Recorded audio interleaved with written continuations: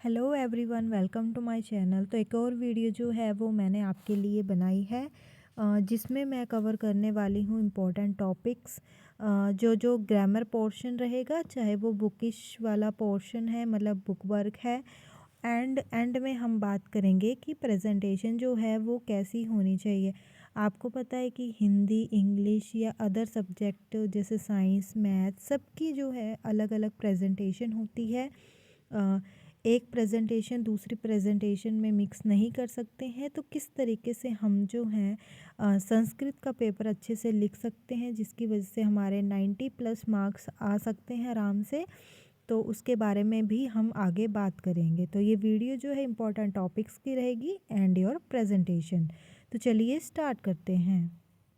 सबसे पहले अगर मैं बात करूं कि पहला टॉपिक है संख्यावाचक पदानी, मतलब जिसमें आपको कोई सेंटेंस दिया होता है एंड उसमें जो है आपको साइड में नंबर्स दिए होते हैं संस्कृत में। उसमें से आपने जो है एक सिलेक्ट करना होता है जो कि करेक्ट आंसर है। ठीक है, अब मैंने इसमें एग्ज़ाम्पल भी दे दिए हैं ताकि आप कंफ्यूज ना हो कि ये चीज़ क्या है। ठीक है, तो जैसे कि मैंने लिखा है डैश बालको पठत, तो यहाँ पे दो आएगा या द्वे आएगा, मतलब दोनों का मीनिंग तो दो ही है, लेकिन कौन सा दो जो है वो करेक्ट है वो लिखना होता है। तो ये जो है पेपर में आते हैं संख्यावाचक पदानी। नेक्स्ट रहता है समय, तो टाइम जो कुछ भी आ सकता है। तो आपने सवा और साढ़े और पौने, इन तीनों के बारे में आपको पता होना चाहिए कैसे लिखते हैं। उसके बाद है शुद्ध अशुद्ध, तो इसमें जो है हमने शुद्ध अशुद्ध क्या चीज़ है वो बतानी होती है। ठीक है, ठीक करेक्शन करनी होती है, मतलब सिंपल सी बात है। तो इसमें आपने करेक्शन करनी है। नेक्स्ट है आपका समास, तो इसमें समास पूछे जाते हैं। एग्जाम्पल मैंने आपको आगे दिया हुआ है कैसे लिखना है। उसके बाद वाच्य परिवर्तन, तो इसमें वाच्य परिवर्तन करना है। ये मैंने अपनी पिछली वीडियो में भी बताया है कि क्या चीज़ होती है, ये विद एग्जाम्पल बताया हुआ है, तो आप चेक कर सकते हो। नेक्स्ट है आपका संधि एंड जो आपका संधि विच्छेद होता है वो, जैसे स्वागतम है, इसका हमने संधि विच्छेद करना है। भोजनम जो है वो उसकी हमने एक संधि बनानी है। तो ऐसे भी आपको ज़रूर आते हैं पेपर में, तो आपने इन टॉपिक्स को भी कर लेना है। फिर आपका बुक वाला अगर मैं पोर्शन बोलूँ तो प्रश्न निर्माण, विलोम शब्द, पर्यायवाची, एक पदेन उत्तर जो होते हैं, तो ये 4 टॉपिक तो कंफर्म हैं कि आपके पेपर में आएंगे ही आएंगे। ठीक है, तो आपने बुक का जो बुक वर्क है वो बड़े अच्छे से कर लेना है, क्योंकि उसमें से जो हैं वो ज़रूर आते हैं, चाहे वो मिक्स होके आए, चाहे एक ही चैप्टर के सारे वो आ जाएं। ठीक है, नेक्स्ट अगर हम चेक करें तो नेक्स्ट देखिए, उसके बाद आता है आपका, अच्छा, जैसे बुक वर्क है तो उसमें आपको प्रश्न निर्माण हर एक चैप्टर के हैं, विलोम शब्द हर एक चैप्टर के हैं। ठीक है, पर्यायवाची भी हैं उसमें, और एक पदेन भी हर चैप्टर के हैं। इसका मतलब आपने हर एक चैप्टर के ये 4 टॉपिक जो हैं वो ज़रूर कर लेने हैं, आपके पेपर में आते ही आते हैं। नेक्स्ट, अब मैचअप में भी आ सकते हैं कि मैचअप करना है हमने, और डायरेक्ट भी आ सकते हैं।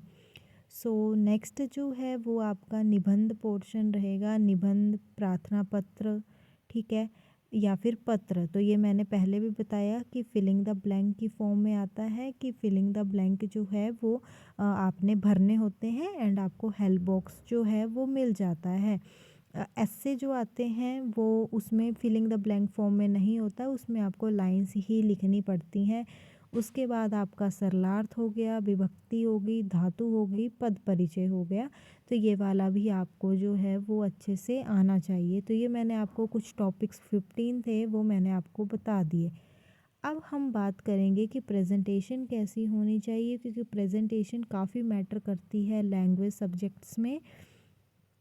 तो सबसे पहले अगर मैं बोलूँ कि आपका जो जैसे हम इंग्लिश में सेक्शन ए बी सी करते हैं, वैसे खंड करके जो है वो आपके संस्कृत का पेपर आता है। तो हर एक खंड को आपने प्रॉपर पूरे तरीके से ख़त्म करने के बाद ही नेक्स्ट में पहुंचना है। जैसे खंड क लगाया है तो क कंप्लीट करना है, उसके बाद ही आपने जो नेक्स्ट खंड होगा उसमें जाना है। ऐसा नहीं है कि एक टॉपिक यहाँ से एक वहाँ से एक दूसरे से कर लिया, तो ये सारा मिक्स खिचड़ी नहीं पकानी है, सारी अलग अलग प्रॉपर तरीके से 1 बाय 1 ही करना है। एंड सेकंड थिंग, जिस तरीके से इसमें आपको लाइंस मार्जिन दिख रहा है वैसे आपने मार्जिन ज़रूर लगाना है।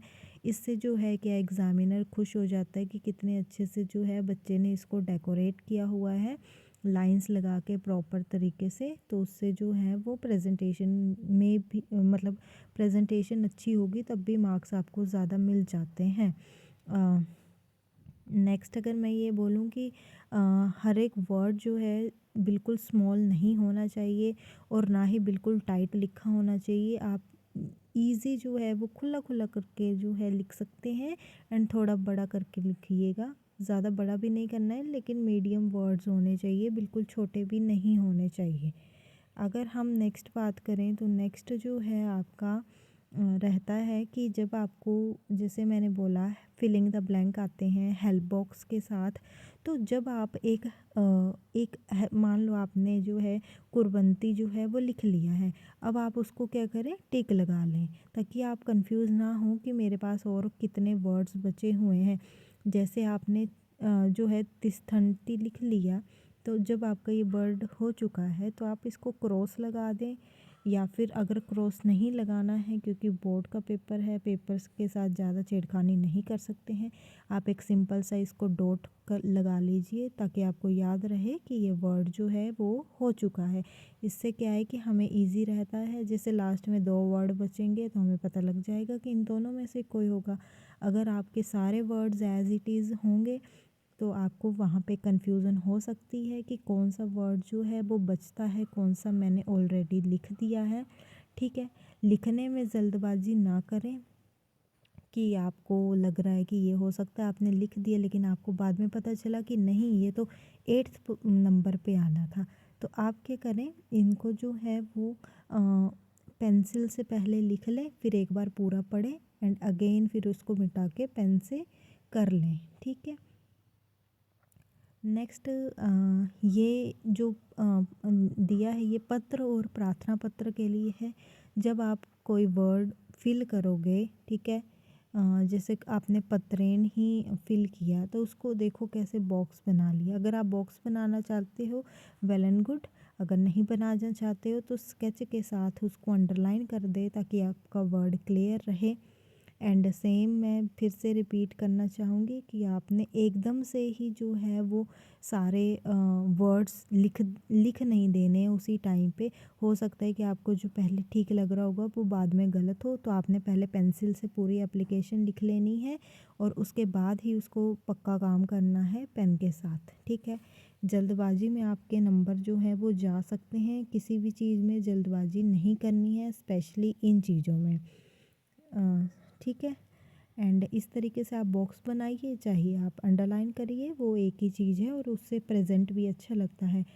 ब्लैक पेन, ब्लैक स्केच हो गया, ब्लू स्केच हो गया, उनका यूज़ करें।